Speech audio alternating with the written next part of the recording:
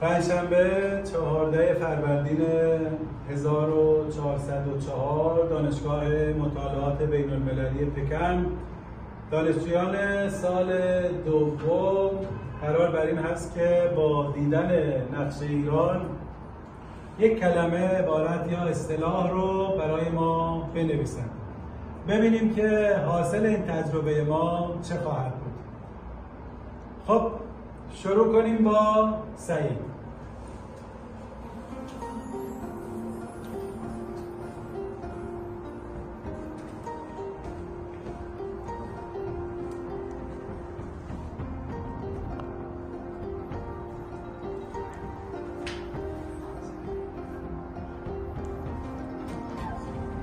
خیلی عالی. مسجد جامع اصفهان.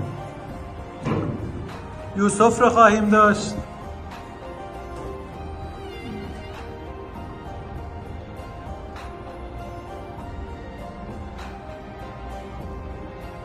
غذاهای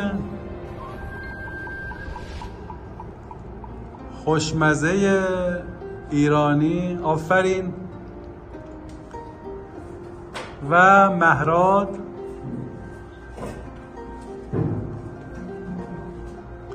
با دست چپ برای ما می نویسد.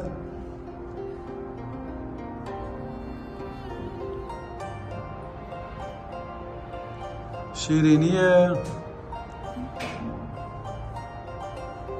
ایرانی. خیلی عالی. بریم منیجر رو داشته باشیم ببینیم که چی برامون می نویسه.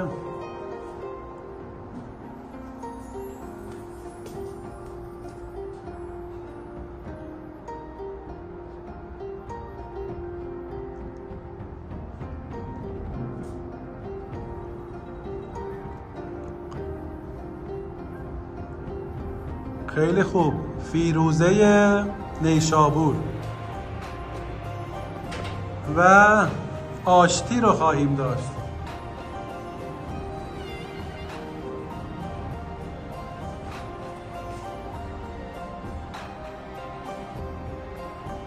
زیبا.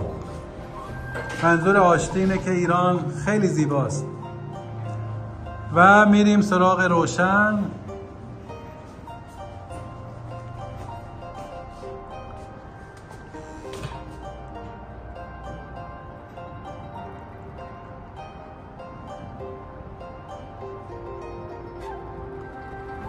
فرش نفیس ایران. متشکریم.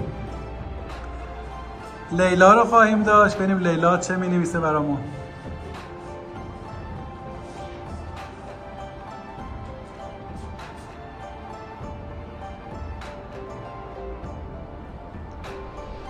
لیلا میدان آزادی رو نوشت.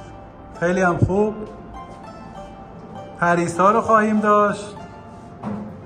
پریسا با همان لبخند همیشگی.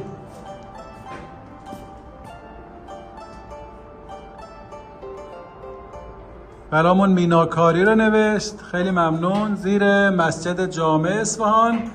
و آخرین دوست ما اختر هست که ببینیم برای ما چه خواهد نوشت.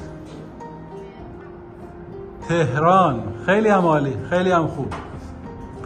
خب اینا مواردی است که دوستان برای ما نوشتن. فرش نفیس ایران، شیرینی ایرانی، فیروزه نیشابور، تهران، غذاهای خوشمزه ایرانی، مسجد جامع اصفهان، میناکاری، زیبا و میدان آزادی.